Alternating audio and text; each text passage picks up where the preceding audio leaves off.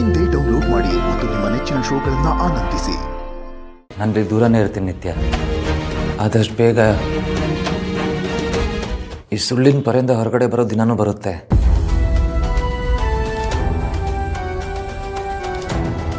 ಅಲ್ಲಿ ತನಕ ಈ ಸತ್ಯ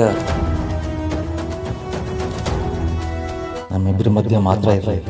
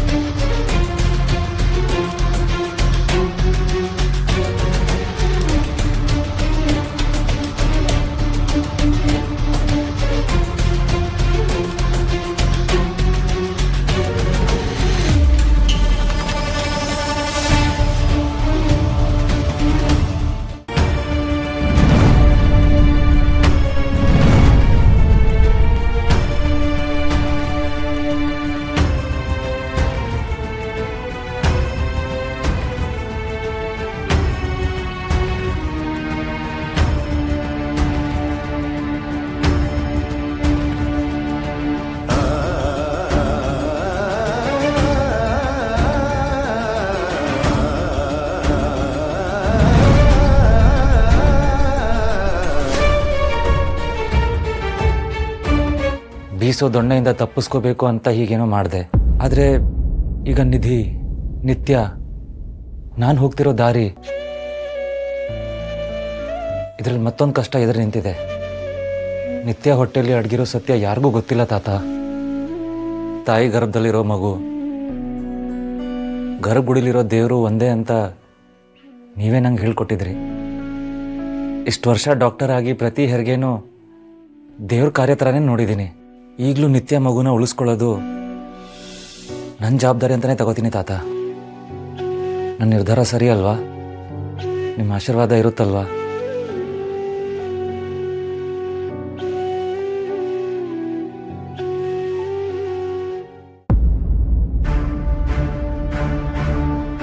ಪುಟಿ, ಇವತ್ತು ನಾನು ನಿನ್ನ ಗಾಯದ ಮೇಲೆ ಬರೆ ಎಳೆದ್ಬಿಟ್ಟೆ ಕಣೆ. ನಿನ್ನ ಜೊತೆಗೆ ತುಂಬ ಕಟುವಾಗಿ ನಡ್ಕೊಂಬಿಟ್ಟೆ. ಈ ನಿನ್ನ ಶಾಂತಿನ ಕ್ಷಮಿಸ್ತೀಯ ಅಲ್ವಾ?